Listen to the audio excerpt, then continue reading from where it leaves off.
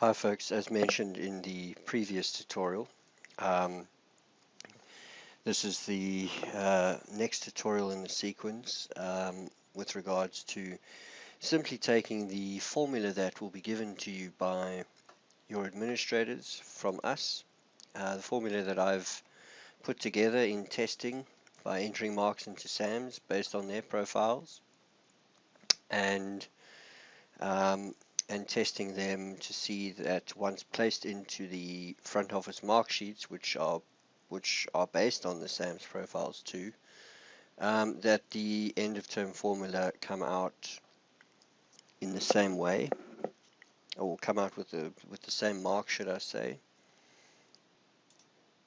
So in the previous tutorial, in the first tutorial, part 1, I explained where to get your mark sheets and then where to put them, to either put them on a flash drive or onto your local machine if you're using a laptop, let's say. So you'd be fetching them from the server where your administrator has placed them, or giving your flash drive to them to put them. I know there's some schools that are asking the administrator to put them on the flash drive for them, or indeed taking them from the server where the shared drive on the server where they have been stored and putting them on the flash drive yourself. So let's say that so you've got your spreadsheet and you open it. Alright, I've entered a few marks here already. Now you'll be given this sheet that has got your formula on it already. Alright, let's just remove these. Okay, so let's say we're dealing with grade 7 English here, for instance. You can have entered your marks in. Just to note that and this is really sort of not really relevant for the teacher, it's more relevant for the managerial staff, administrative staff at your school, but you can have entered marks into your spreadsheet and have actually imported them. The administrator at your school could have used the import tool to bring the marks in, and they would have been pushed through to SAMS without actually having a term mark generated yet. And when you open the sheets in SAMS, it generates the term mark on its side. This report mark column is exclusively for the mark that is going to be pushed through to front office. So the reason we're going to put this in is so that it simultaneously pushes the mark into front office. And obviously the important thing here is to make sure that it comes out with the same mark that is going to appear in SAMS.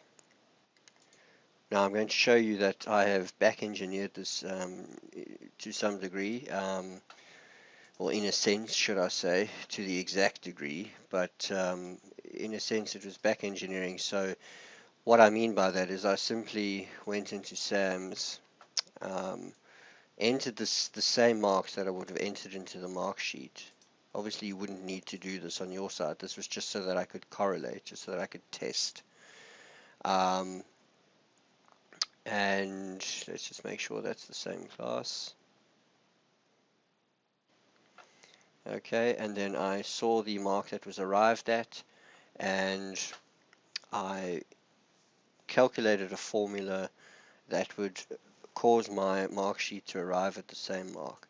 Now, again, I've mentioned this in previous tutorials, but just to touch on it again slightly, you would notice if you had occasion to go into SAMS itself, which most of you don't. You should just be getting your mark sheets and entering the test marks as you would have run according to the SAMS profile you see in front of me. In other words, a test out of 10 for reading, a test out of 25 for essay narrative, descriptive task, 35 for comprehension, and so on. Now in SAMS, what it does is it breaks down activities, it breaks down tasks into activities.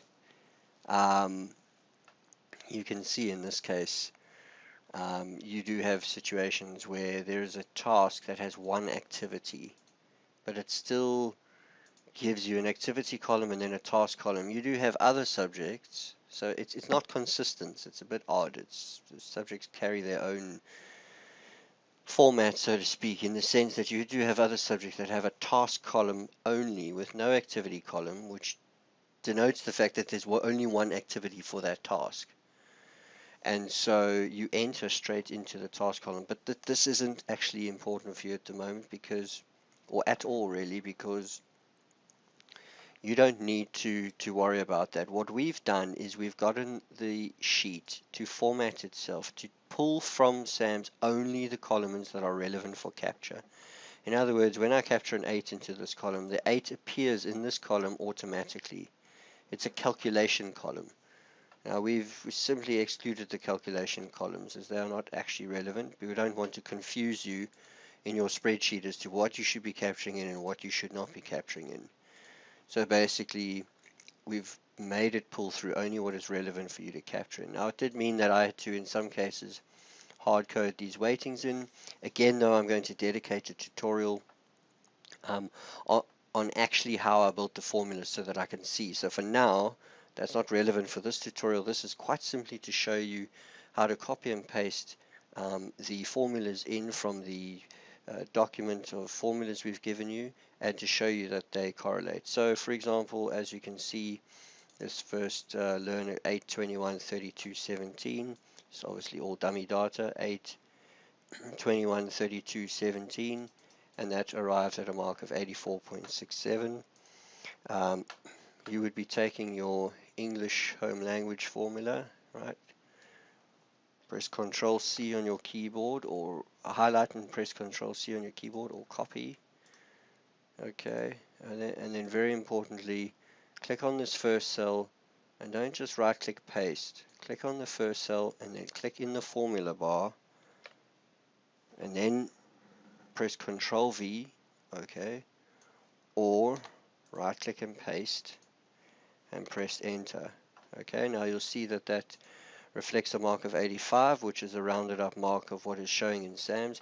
In actual fact, the mark is displaying as 85, but it is actually being picked up as 84.67, and you would have noticed that in the previous tutorials that I'd shown how when the mark is pushed through to front office, it does actually reflect as the exact mark with the decimals as it does in SAMS, that these mark books are only actually set to show without the decimal, and actually again, these mark sheets are generated by the make of your mark sheet template. Okay, so it is possible before the mark sheets are generated. All right, there's the mark sheet template file that again is not really relevant for you. It's the administrator would have received this file from us already, and you can see this is a blank one where the template is actually set up, and this report mark column, the format details for this report mark column are actually set to decimal places 0. So if you actually wanted a decimal place to display, it can be done by adjusting the template. But as I say, it does round off, although do note that the actual decimal mark is what goes through to front office. We have a policy in front office to display everything without the decimal, but to actually hold the decimal in the background. And I did explain in previous tutorials that this is to keep the mark as pure as possible and as close as possible to the final point before rounding off, so as to avoid bloating, as I call it, so that by the end of the year we don't get requests from people saying, oh well, there's 2% difference, because the marks you've been rounding off as you calculate through the year, and it can cause discrepancies. We keep the mark as pure as possible. Okay, so that's just a little side there, it's not really relevant. And again, now what you can do is you take your formula, you copy it, alright, right click copy, drag your mouse down and paste. Okay, and you will see that, so the second mark is 49, it's same as SAM's, second mark is 59, so you can see that it's correlating. Okay, and as you add your marks across the board, you will see that it calculates the mark. If I was to go to SAM's and enter that mark, you would see that the mark comes out the same. So that is just in a sense to show you that you can trust my formula. We'll do another subject. Sorry, just before we do that, and again I did touch on this in a previous tutorial. You simply put a 1 above the report mark column, which is telling the system that when these marks are pushed through, when they're imported, that they also push that they push this mark through to the term 1 column in FrontOFFICE, which is what will display on your report. As I say, this column is relevant. This column is relevant for FrontOFFICE. This is the mark that will push through onto the report in FrontOFFICE. So this is what is going to. This is the neat thing. This is the advantage of, as I've expressed before, of using the Excel document over the SAMS. Entering marks directly into SAMS is that you can simultaneously populate your tailor-made customized reports that have been beautifully made for you over the years and refined by your various managements as we've gone along, as well as pushing the marks through to SAMS at the same time. So you're capturing in one place and everything is populating from there, as I promised I would do and get right, or we would do and get right for you. I promised we would do this last year. Okay, I promised last year that we would do it and get it right for this year, should I say. Alright, so we're going to do another subject just to have a little variety here. Right, so this is the math class.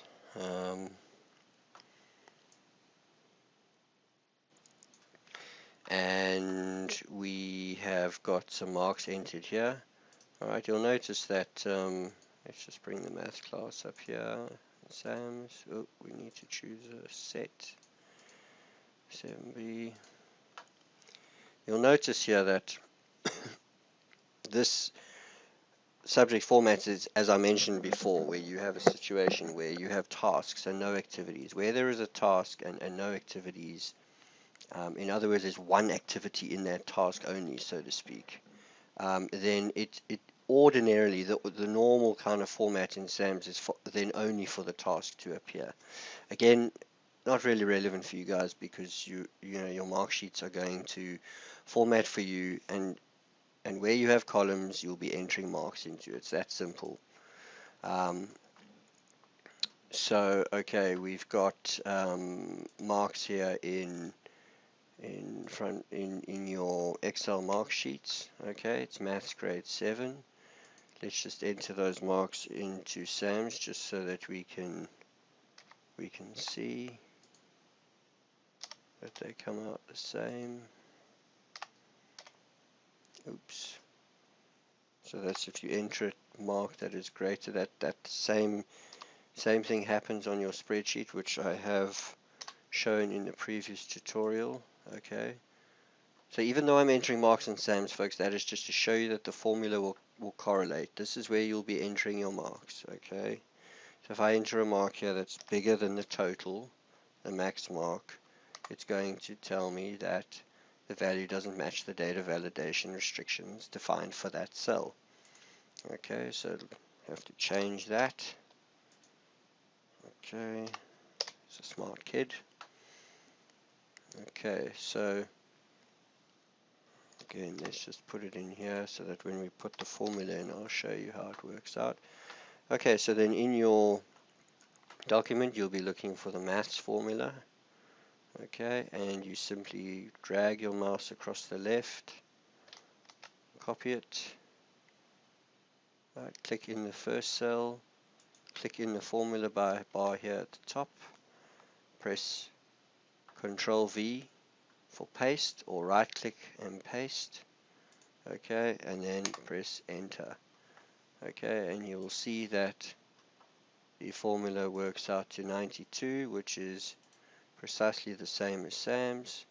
Right click on that first cell, copy, alright, left click on the second cell and drag down to the bottom, to the end of your class list, and press paste, and you will see that these cells correlate with what is being captured, what has been calculated in SAMS. So 36.67 rounds up to 37, 57, and 97. Now, as I say, these marks here will be pushed through, as I've displayed in the previous in the previous tutorials, and I've also given tutorials to the administrators to show them how they use a simple import tool in FrontOFFICE which loops through all the Excel sheets that once you're done you place into a completed folder. For those schools who have been given their mark sheets on a flash drive, you simply give them to the administrator and she will place them, or he will place them, into a completed folder. Okay. For those of you who are working off the shared drive on the network, your administrator will make a folder called completed and tell you exactly where to place these completed spreadsheets. Once you've placed them in there, they point FrontOFFICE at that. It collects all the marks, it simultaneously pushes all these test marks through to SASAMS. SASAMS does its own term end calculation, and the reports in FrontOFFICE are simultaneously populated, as I've showed in previous tutorials. So this tutorial was purely just to show you how to get your formula and copy and paste it into your spreadsheet. Okay, just to note again, you'll get a document like this with all the formula on it. It's nicely labeled, grade 7, and then it's got all the subjects on it. Okay, I've done all the grades, grade 6, 5, 4, 3, 2, 1. Okay, and I'm working on a lot of 10 to 12s. In following tutorials to come, I'm going to show you how to manipulate the marks, the mark profiles. It was said, it did come to my attention that the department had said at meetings and workshops, do not manipulate this or change these profiles. However, it's come to our attention in a number of cases already. One from a school showing us that the CAT for FET phase does not correlate with the CAPS document, and we had another school yesterday send me a few documents that I'm going to go over where they've already picked up differences between the CAPS document and the mark profiles and SAMS. These mark profiles are adjustable to some degree, although the formal assessments aren't that adjustable. There are ways around it to some degree. As I say, I'm going to dedicate a tutorial on manipulating the profiles. If profiles are manipulated, folks, they will obviously the mark sheets would need to be regenerated as your columns would change for the teachers, and I'm going to need to be notified. Will need to be notified, as we will need to recalculate the formula slightly for that given mark profile change. But in the tutorial, I'm also going to make another tutorial, as I say, that's going to be dedicated to showing you how I worked out these formula. And finally, just to note that I will also dedicate another tutorial to the split classes, like for instance arts and culture, or more dramatically, if you like, in the intermediate phase where you've got something like life skills, which can break down which can be captured. These subjects where you split, like life skills, if it is possible to capture on one spreadsheet, for instance. Everybody captures on the same spreadsheet for life skills because you've got PSW, PE, and creative arts, or you could have 3 different spreadsheets for those because you'll have different teachers for those, which is more likely the case. And what's important there is what is displayed on your report. If you display only a life skills subject on your report, then then you can have everybody capturing on the same life skills spreadsheet. If you display those subjects separately on your report, then I'll show you what to do in terms of making your formula for that. It's very straightforward. And I mean, creative arts breaks down even further into music, art, and drama, or some just do music and art, some do just drama and art, or just one of the 3, or 2 of the 3, or all 3. So In those cases, everybody gets their own mark sheet and they capture just their column. But again, that's just a brief overview. I will dedicate a tutorial specifically just for the situations where your subjects or learning areas, as they used to be called, are split into further subjects. Right, that concludes this tutorial, folks, which was simply a tutorial based on copying and pasting the formula that we give you into your spreadsheets. So if you feel that anything else I mentioned in the tutorial was brief and glossed over, don't worry, don't panic. Those things will be delved into more deeply. They're just merely mentioned for the sake of continuity.